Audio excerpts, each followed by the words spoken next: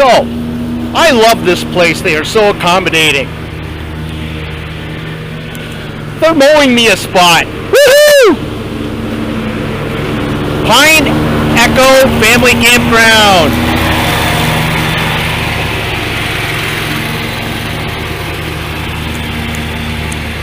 And I'll be camping amongst the pines and some maples.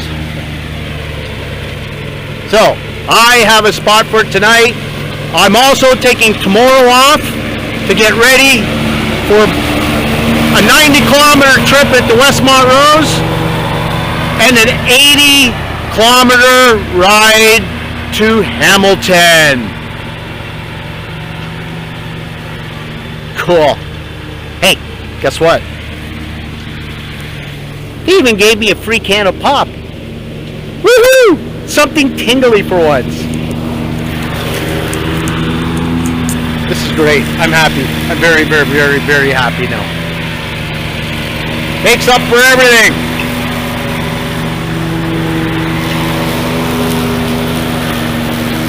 This is great.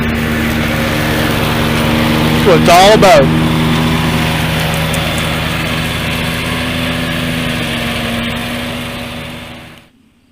Okay, day off commentary. There's a few things I want to talk about. I want to talk about some of my equipment and preparation for tomorrow. So, first thing I want to get out of the way is these dry foods. This is what I've been eating most of the way. It's a full meal, and they're very light. So I buy about 16 or 17 of these for, a 15-day trip, and they're awesome. Now, if you've seen my Jim's having an episode, I don't know which, it was like episode number 4 or 5. I talked about the dry foods, very different brands, and I rated them. But what I didn't mention was that when you go to buy these, and they're hanging in the store like this, and all the food is sitting down at the bottom of the bag, and you go to purchase it, make sure you take your finger and run it along the Ziploc on the bag. It's about 3 inches down, 2 inches down. There's a Ziploc. Now when you buy them in the store, they're not zipped. So what happens is, you buy it, you take it home, you're throwing it around, you're throwing it in your dry bags, whether you're cycling or canoeing or backpacking. Your food's getting bounced around pretty much like it's been doing on my bike. And what's been happening is that the food, it's making its way to the top. It's bouncing around. So some of the base, the powder base that's in here, it gets stuck inside the zip. So when I go to make my meal, it's not zipping. Now that has to happen because when you pour your hot water in from the kettle from your stove, okay, you pour the right amount in, you go to seal it, that's got to sit for anywhere from 8 to 20 minutes, depending on the brand that you bought. I didn't do that. It's been pretty hard to seal this. Been having a little bit of issues, but when you buy them, right away, feel where the Ziploc is and seal it so that that powder base doesn't get into your Ziploc and you're able to close it when you're actually using it. So, got that one out of the way. Now I've been this is day 10, and I want to talk about GPS. Now I'm no pro on GPS, but I do know it's receiving signals from a satellite. So I'm gonna plug my phone here. My phone has some GPS uses, some of the apps. One of the apps is called Relive. And Relive, what that does is it uses GPS to track my movements throughout the day. So it follows me, and what I can do is at the end of the day I can download that, I can add some photos to it and show it to you. Also, I have what I call is, not what I call, it's called my radar. I live by that. That radar shows me exactly what's going on with the weather. I can see the storm clouds, I can see rain, I can see all kinds of stuff. It gives me a heads up notice from what's coming. So they need GPS, but I'm not entirely sure, but I think they need your Wi-Fi as well. So if I'm somewhere and I don't have Wi-Fi, or very little, next to none, this stuff is really, really hard to use because it's your phone. So I really have a tough time with it. What I've got here is a Garmin eTrex 20. This is a GPS. Now it's got about 50 uses in it, okay? And the great thing about this is that you'll get a signal anywhere on the planet. You could be in Antarctica, Arctic, you could be in Northwest Territories, you could be in Africa, it doesn't matter. Anywhere on the planet, you will pick up a signal, even if you're deep in the woods and the trees. It might not work so well indoors, but this one here I've had for 10 years, and as you can see, the buttons have worn off. So what I got to do is I got to take a little stick and just, I got to hit the buttons just to get what I want. The bad thing is that it is letting in moisture, and when I woke up this morning there was a little condensation on the screen. So I have to keep that packed. Unless it's a nice day like today, I keep that packed. So that's it for that. I'm not sure what to say about the GPS on your phones, but you're just gonna have to, the closer you get to some towns, cities and towns, you do get a signal and you're able to catch up and you're able to figure out what's going on with the next few days of rain. When I leave here today, my relive may not pick me up right away.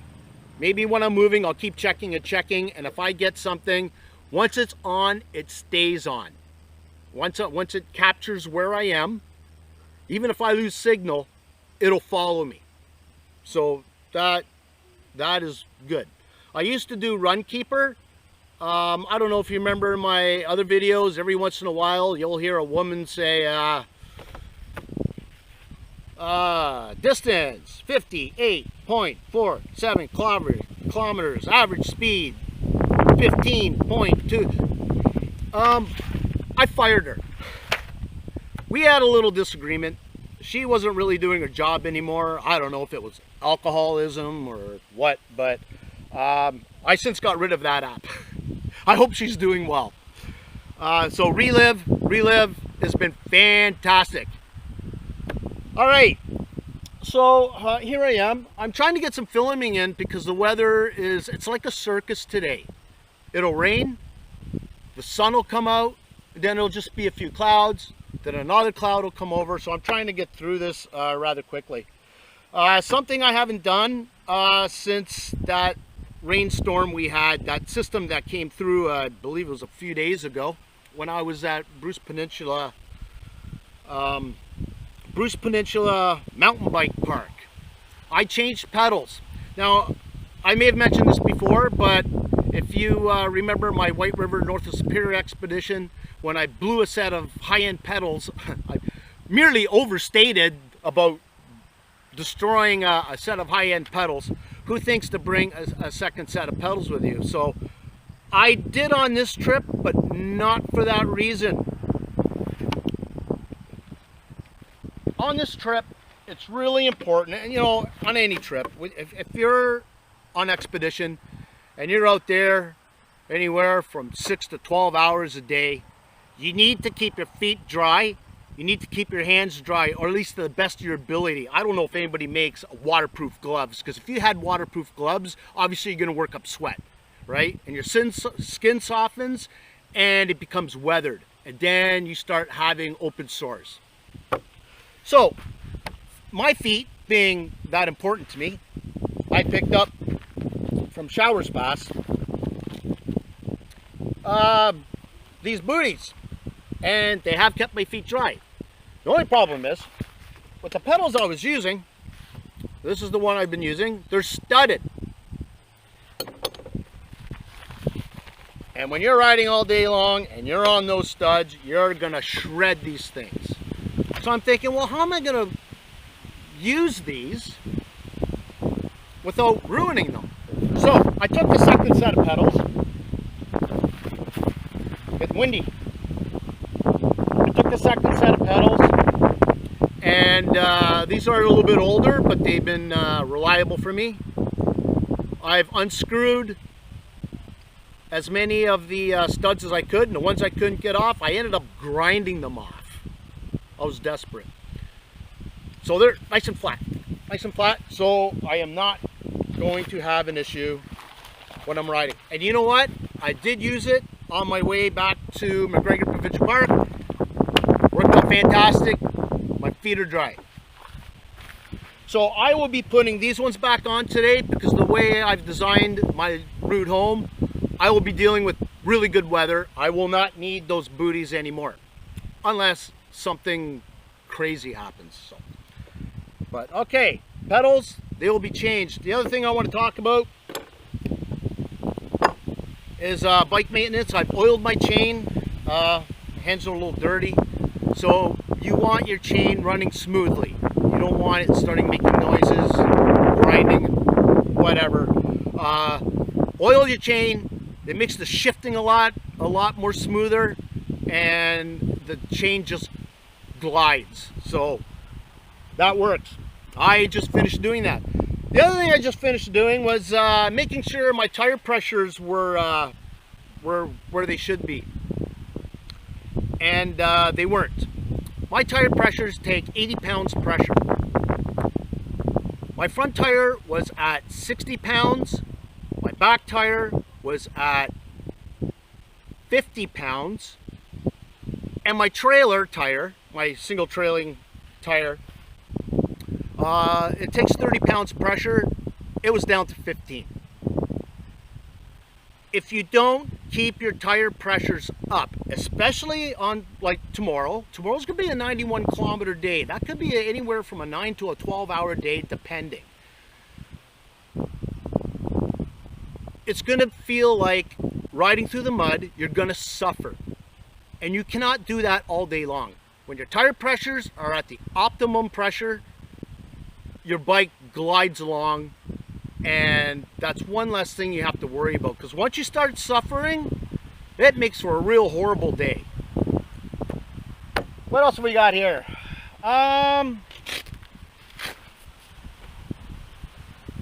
There's no other real equipment maintenance on the bike right now. The bike's running really good, brakes are well. So the other thing I got to do today is I got to make sure my supplements are ready. I don't know if I've talked about this before. It's called Amino Last. It is a recovery and endurance super fuel. It's a BCAA super fuel. It's a bodybuilder supplement. It's for guys who work out in the gym, who are serious about what they're doing. They go into the gym, they work out for the day, and they get to the point where they're tired, they're exhausted, their muscles are used up, no energy. You take 1 scoop for every 8 ounces, and you wait about 5 seconds, and you feel like you've done nothing. It keeps you going all day long, so they can put in more of a workout and even come in the next day, because what this will do, this will remove any soreness the next morning. So when you wake up, you don't feel anything. So recovery and endurance super fuel. So what I put them in is my Nalgene bottles. I got these nifty Nalgene bottle covers by Outdoor Research. I love these things. These are great. It'll keep your fluids colder longer, or if you're carrying, say, hot coffee or whatever, it'll keep it warmer longer. So I love this stuff. So what I do is, for every 8 ounces, it's 1 scoop.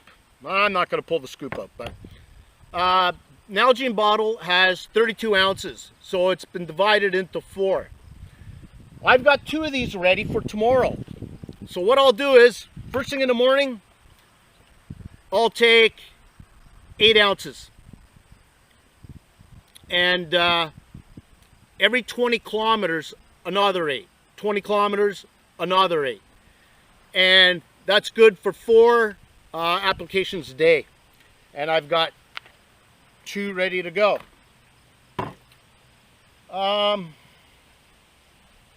Yeah, sometimes I run out when I get to my campsite, but it's important when you're done at the end of the day, you've been out there for 9 to 12 hours, whatever, and you're all done, whip up another 8 ounces, 8 to 16 ounces, okay? And drink that before you go to bed that night. This way, when you wake up in the morning, you're not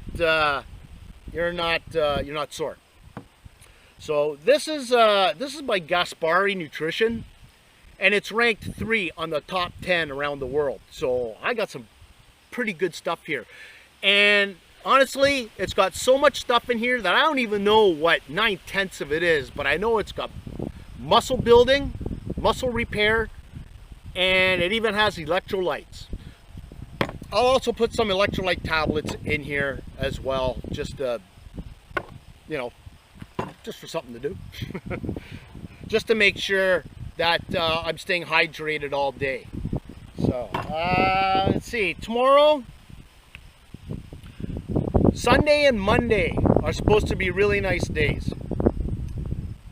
I've designed it so when I leave Pine Echo Campground tomorrow morning, it is a 91-kilometer trek into Westmont Roads just outside of Guelph.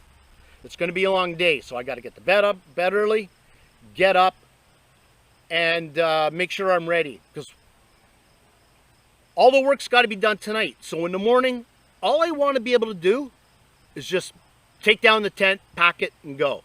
I don't want to be spending a good chunk of the morning packing all this stuff. Yeah, it's going to be a long day tomorrow. When I get to Westmont Roads, I'll spend the night there, and it's an 80-kilometer trek into Hamilton. So in 2 days, I will be attempting 170 kilometers. So that's what I've been doing today. Between the odd little rainfall, see the clouds are all broken up now, and sun's coming out, and I see dark clouds here. I see partly sunny over there. Today's been a circus of weather. There's one other thing I want to talk about. Oh, well, okay, let's go back to this. Storing your studded pedals when you're not using them can also tear holes in your equipment, your dry bags, your panniers. So what I've done, I've got this bag here. It's a Ziploc bag. It's got actually 2 bags in it. If you want to know what this is, I've never talked about this before, and I should have done an episode on it. It's a poo bag. So with me I have a camp chair where the lid, where the top of the chair folds back. You're able to take this, like this, stick it inside the chair, wrap this around the top of the chair, sit on top and do your thing. I've used it a few times. It's fantastic. It's great. All you got to do is, when you're done, roll it up, put it inside, and it's got double Ziplocs. The bag is not biodegradable, so you're going to have to carry it along with you and discard it wherever you can. And I don't mean on the side of the road. I mean in a garbage can. That's what the manufacturer asks you to do. I know because I called them. I wanted to know if I could bury this. Your other option too is, and I've got that, you know, if you really need another option for whatever reasons, I brought a little shovel. Long story short, I read the book. It was called How to Shit in the Woods. And long story short, if you're going to go in the backcountry or anywhere, bury it. Dig a hole 6 inches, no less, no more. Too deep's no good, too shallow's no good, and be at least 50 meters from any waterway, whether it be a lake, river, stream. Bury it. It'll decay quicker when it's buried shallow. Okay, so my whole point in all this is I thought, well, because the bag is pretty strong, I've stored these pedals in here and I've kept it in my pannier and everything is fine. One more thing I got to do today, water. A lot of people don't like doing this. They don't like anything on your back. That's my hydration pack. It comes with a bladder. I now don't remember if it came with a 3 liter or 2.5 liter. I think it came with 2.5 and I picked up the 3 liter. I'm able to fit both of them. I can pull this out. This one here, this is a 2.5 and I've used half of that yesterday, I guess. So you're probably asking me why I need so much water. Well, peace of mind is good. Also, if you're carrying it on your back, it also has other uses. I could use it for my camp stove, boil water, make food, and anything else you need water for, mixing your supplements. So I like carrying 5.5 liters of water. I don't even notice it now that it's even on my back. All I know is once in a while, when you're riding and it's hot out, you swig it like an IV, okay? Don't drink it, okay? Just every once in a while, use it like an IV line. Just keep yourself hydrated. Your electrolytes will keep you hydrated. It'll keep, I mean, drinking water isn't enough. I've heard that drinking water is not enough. You need to have electrolytes. So, this goes back in here. We can do that later. That's going to take a while. What else have we got? So, anyway. This trip, I think, has been a success. It's the first round trip, or probably the longest round trip I have ever done. It should work out to be around 700 kilometers by the time I get home. I mean, was it a success? Yeah, you know, it depends on your point of view. It wasn't in the sense that I wanted Tobermory and I wanted Manitoulin Island. But you know what? With the amount of thunderstorms, lightning, and all that going on up there, you know what? It's not fun anymore. You're worried about getting killed. So I made a decision to come home, but it doesn't matter where you go, whether you met your objectives. The whole point is you're bike packing. You're doing it. I mean, you don't have to do 7, 8, 9, 100, 1,000 kilometers. You don't have to do that. You can just pack your bike up, go to the park, go to a local campground. That's bike packing. You'll find that it's actually a lot of fun. And when you're on your bike, you're enjoying all this. You're outdoors, and you're not moving as fast as a car. When you're encased in a car, you miss a lot.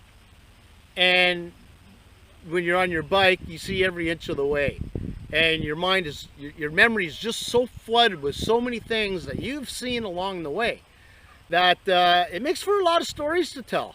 I try to catch them on camera. There were a lot of times, I mean, just before I filmed, I had 2 people come over and talk to me for a while.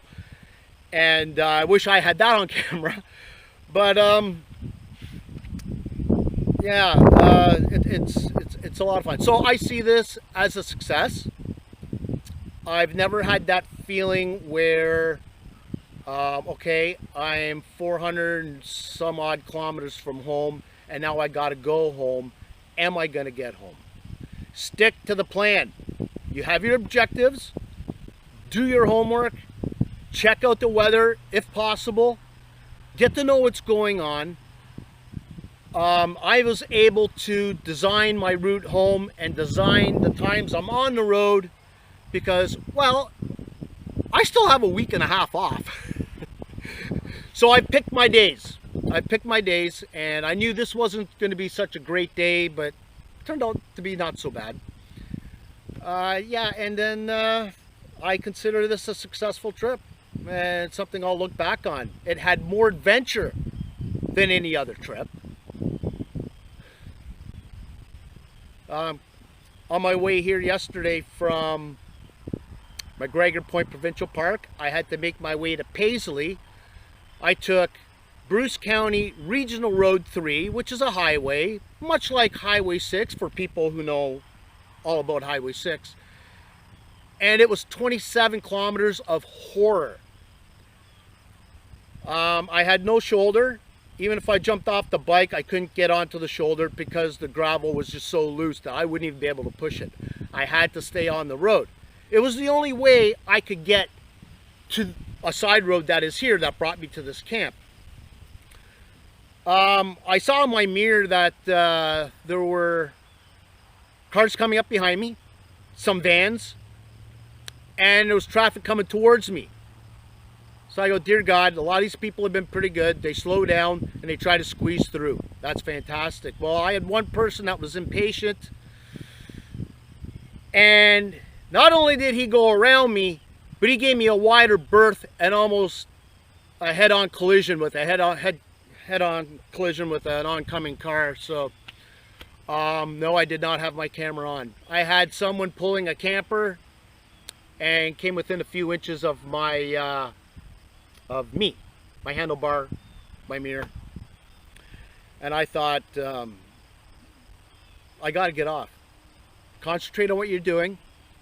If you're crossing another concession, get off, let people go, get back on the highway. But there really wasn't a whole lot I could do but keep an eye in my side mirror. So yeah, it sucks, but it is what it is. But generally speaking, I'd say 99% of the vehicles on the road that I've had to deal with have been fantastic. So once again, I think people are understanding that cyclists need to be given at least 1.5 meters. What I like to say that if a driver gives you a full lane, that's respect. And you know what? He probably is a cyclist himself. A full lane, which is unnecessary, but a full lane. If a car gives you half a lane, if he goes over the center line halfway, okay, that's courtesy. He's moving for me. I call that courtesy. Anybody who doesn't move for you, that's disrespect. Okay, and I've got a lot of words to describe that. So, all right, it's about 2-3 o'clock in the afternoon. A little bit of work to do. What I'm going to do is finalize my packing, and I want to be, when I say packing, is this: I've unpacked a lot of things, organized things, put them back, and yeah, tomorrow's going to be a bit of a challenge. The wind seems to be coming from the north. At one point, it was coming from the east. That worries me a little bit. For the first 5 days of this trip, I was plowing at the headwinds. It was coming from the northwest. Man, yesterday wasn't so bad with the wind. Today doesn't look so bad. There's a little bit of wind, but it's really hard to tell which direction it's coming in. But I'm telling you, once you get out there, you have to start making concessions. You got to understand, where's the wind coming from? What's the weather like? Do I need to unlayer? Do I need to slow my pace down? Okay, you need to conserve yourself for the first 50, 60 kilometers so that you've got the energy for the rest of the day. I am a firm believer you can drink this all day, but I think after 12 hours it only goes so far. I mean, you can't, your muscles will at some point tell you, hey, even with your stuff, enough is enough. So, conserve, conserve, conserve, make it to the end of the day, and have fun doing it. That sounds like a lot of fun. So, that's it for day off commentary. We'll see you in the morning.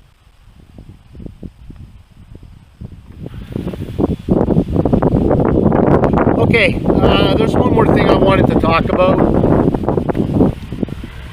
Stealth camping, or as I probably mentioned before, I like to call it scavenger camping. It's when you don't pre-book your accommodations along the way. I get it.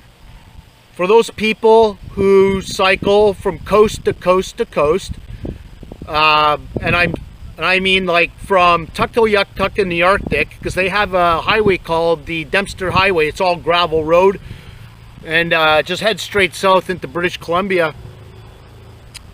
It's pretty hard to book campsites for a 3 or 4 month trip along the way. Okay, you so much as miss one day.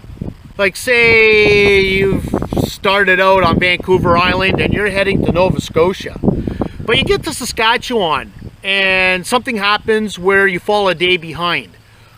All your campsites that you've booked from that point on, you're gonna miss it, because you have to make your benchmarks every day. And if you don't, you fall a day behind, and the campsites that you've booked the rest of the way are now a day behind. You missed it.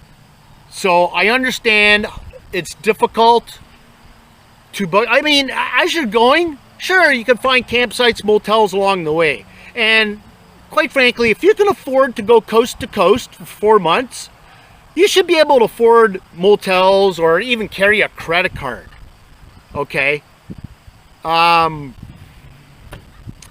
Yeah, you know, this trip sucked because I thought I'd try a little bit of that stealth camping, scavenger camping. And I hate it because there were some days where you're riding, you noticed on the radar that there's a system coming in. Now you're thinking, okay, where am I spending the night tonight? I need to get this tent up. I need to make sure that all my equipment is stored dry. There's a lot of work to be done. When I'm riding on an 8 to 12 hour day, I'm only doing 2 things. I'm monitoring my body. I'm looking for any soreness, any pain, or anything that's breaking down. Okay, whether your fingers are getting weathered or whatever. And I'm monitoring the bike. I'm making sure that the bike is performing optimally. If I got that in the back of my head while I'm riding about where I'm staying tonight, because now things are getting critical, that takes my mental alertness away. You know, there's times I'm going to be riding with traffic and you need to be mentally alert. You start thinking about where you're spending the night tonight, and that's not good. You don't want to be thinking about anything else other than monitoring your body and monitoring your bike. If I'm pre-booked along my trip, I don't have to worry about it.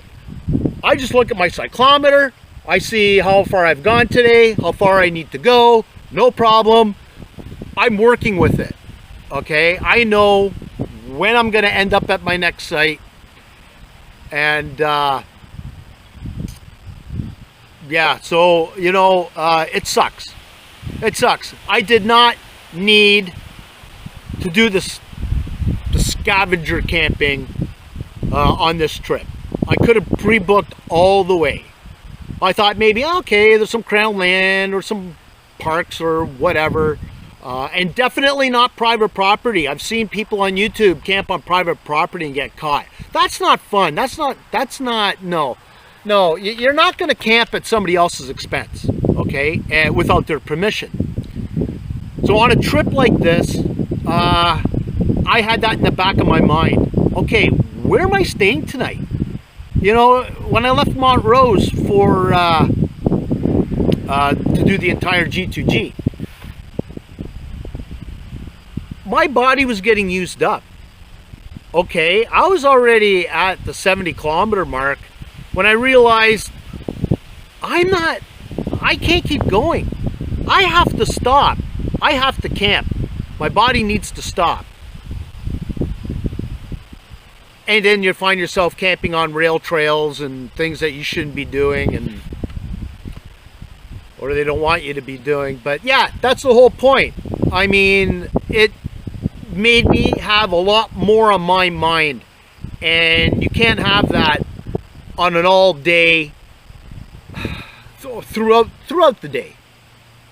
You just can't be thinking, have other things on your mind, okay? Because it takes away from other things you should be paying attention to. So, that saying that much, no, I will never scavenger camp again, or what people refer to as stealth camping. I won't do that again. I don't like it. I don't like it because it has a lot of uncertainty. I love adventure and uncertainty.